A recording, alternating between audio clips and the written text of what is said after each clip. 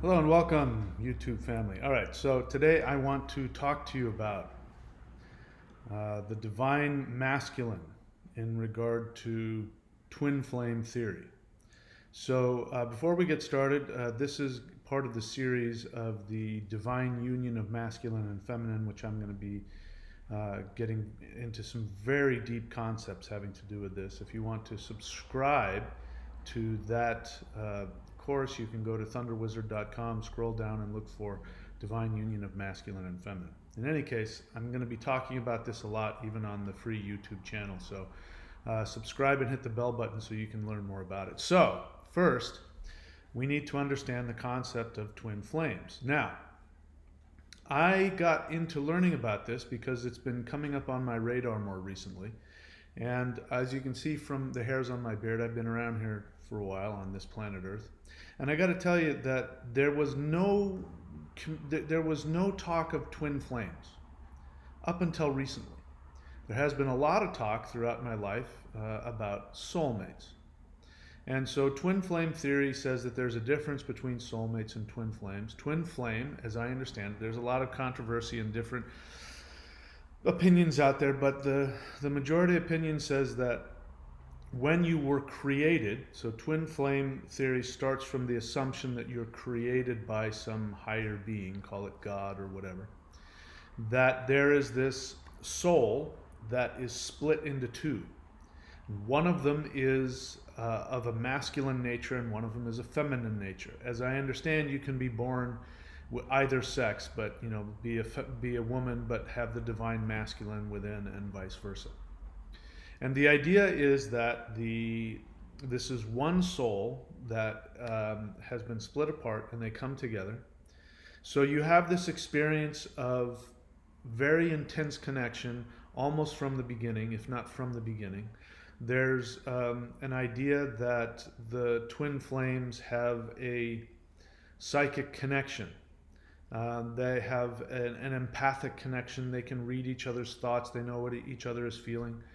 And there is this belief that the twin flame, they're so intense because it's your other half, that intensity can create friction in the relationship because it's too intense to look into the eyes of your own self, your mirror image of the opposite self, and so there will be a runner and a chaser. And so usually it is said that the masculine is the one that runs away and then the feminine is the chaser.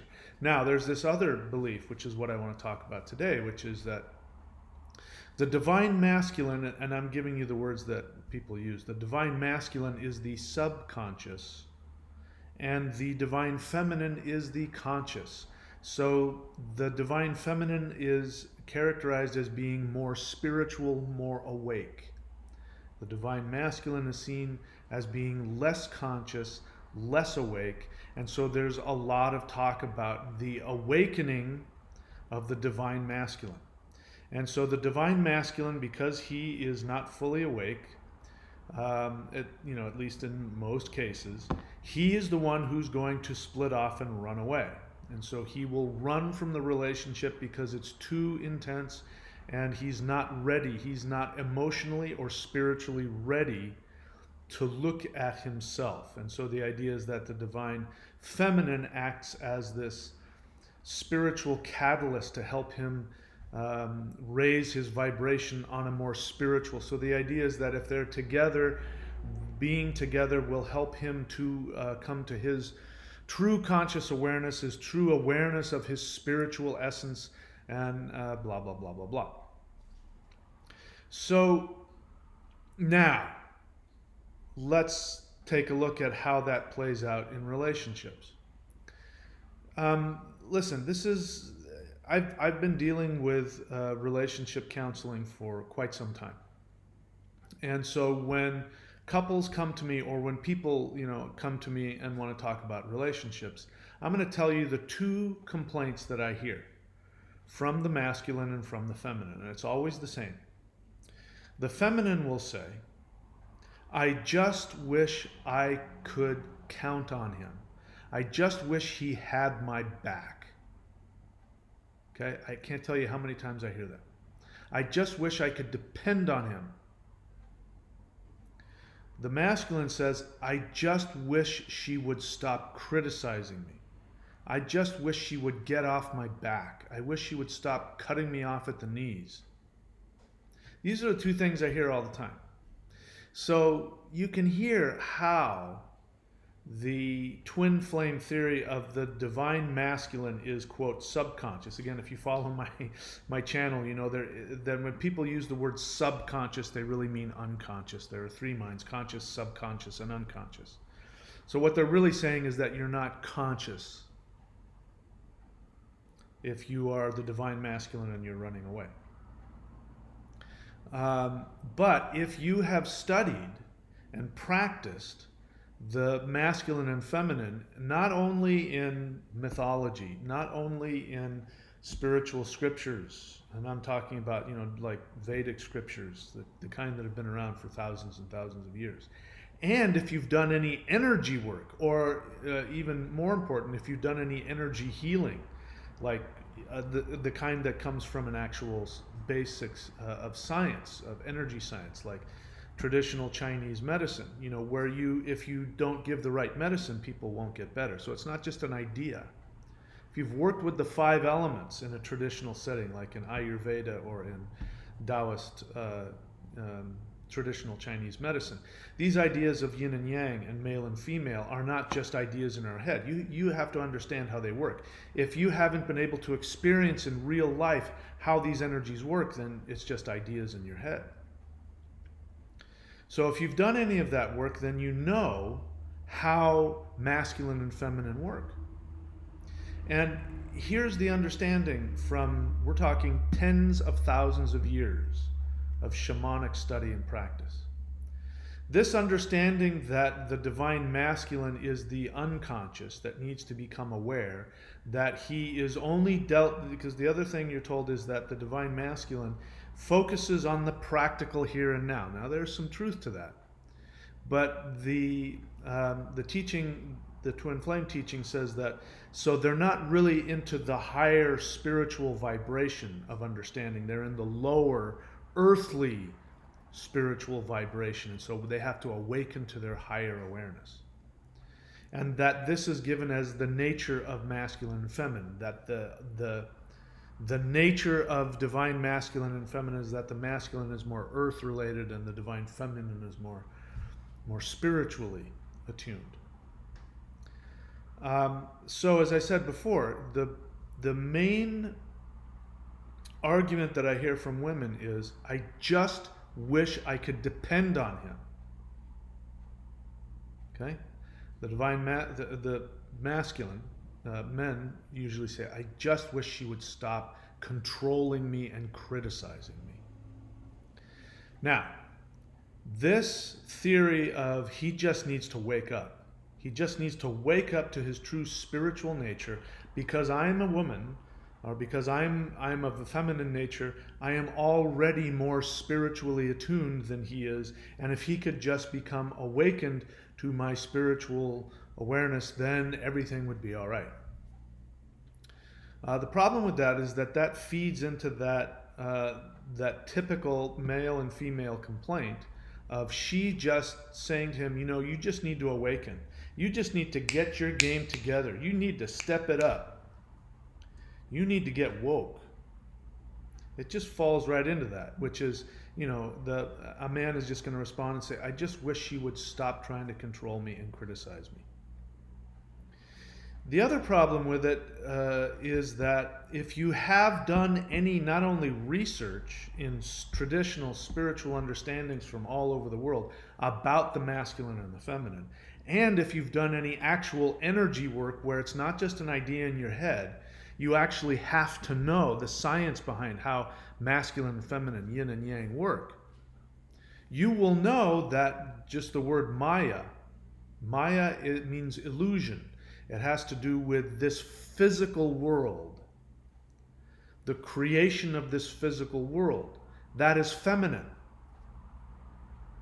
So the idea that the masculine is stuck in the physical and the feminine is in the ethereal is completely flipped on its head. It's completely backwards. Because the reality is that the feminine wants to create. Look at the goddess of love, Venus. She is a very good understanding. You can call her Lakshmi, you can call her Freya, you can call her whatever. But the goddess of love, the goddess of fertility, is very much feminine. And she is completely focused on creating this Maya, this illusion in the physical realm. She creates children. The Vedic mythology around Shiva and Shakti, divine masculine, divine feminine, is that he is constantly in meditation. His goal is to completely empty himself so that he can connect with all of the souls of the universe. He's not interested in this physical world. And it is Shakti, it is Parvati, who comes to him, and she senses him. They are, in fact, twin flames. She senses him, she feels him, and she yearns for him. And so she leaves everything. She leaves her family and she climbs to the top of the Himalayas, where Shiva is sitting there naked with bugs and matted hair and beard out to here, and he hasn't bathed or done anything or eaten, and he's just sitting there meditating. And she tries to talk to him, and he can't hear her. Then she tries to meditate, and she can't go as deeply as he has gone in his meditations. So she summons the god of lust. She summons Cupid, basically, to put an arrow into him, to fill him with lust, so that he will be brought down from his high spiritual connection, and he opens his eyes, and there she is, and he is filled with lust for her. And this angers him, because she took him out of his blissful spiritual connection. He opens up his third eye and he kills the god of lust. At which point she then begs and pleads with tears and says, "I'm so sorry. I'm in love with you. I've been trying to connect with you and I couldn't reach you. And so I summoned the god of lust to wake you up. Please bring him back. It's not his fault. I brought him." And her tears and her compassion for the god of lust is what gets his heart. He falls in love with her not because he was physically lustful for her, but because he sees her compassion for the life of the god of lust. And that's what makes him love her. And for that reason, he chooses to stay in three-dimensional reality. Now, I'm reading this stuff about, and there's been comments, if you watch on my channel, there's somebody who's come on and just throwing out nonsense without any backing about it. Of course, if your only source is twin flame theory, then whatever. And this person says, no, you don't understand. In the three-dimensional, it doesn't make sense. Of course, in the mind, it doesn't make sense because the twin flame connection is on the fifth dimensional. This is just stuff we're throwing out. It's not coming from anything. It's another way of keeping you in your fantasy. So here's what I've found about twin flames. First off, let me say, I do believe that there is something that is similar to what people are calling twin flame. I know because I've experienced it. And I didn't believe it existed. And I experienced it with a woman that unfortunately has left this world. But when she was here, without a doubt, if there was such a thing as all the good things about twin flame without all the ridiculous codependent nonsense, was there. Definitely the other half of my mind. Definitely the only being. Still to this day, I won't lie to you. If somebody said, if you jump off that cliff, you can be with her, I would do it. If somebody said, walk through that door, she's on the other side. Put a gun to your head, she'll be waiting for you. I would do it. When she died, I wanted to die with her. And it was, to this day, being with her was the most satisfying experience I've ever experienced. So I understand this twin flame thing. But the way it's being taught is it's feeding into the narcissistic, codependent fantasy that women have. Men have their own codependent, narcissistic fantasy that if I were to tell you what most men want, women would roll their eyes and laugh and go, "Oh my God, that's so ridiculous." So for most of us men, when we listen to the twin flame thing, we roll our eyes and we go, that is just ridiculous. Um, so the idea that the divine masculine in the twin flame scenario, listen to the the superiority of it all. Women are, the divine feminine is spiritual, and the divine masculine is unspiritual. He needs to wake up. He is unconscious. He needs to become conscious. Can you see how that feeds into some women's just control and superficial immaturity? Now, what's being missed in all of this is the narcissism. The narcissism that says that twin flames have the same thought, the same mindset, the same beliefs, the same likes and dislikes. They have this empathic connection.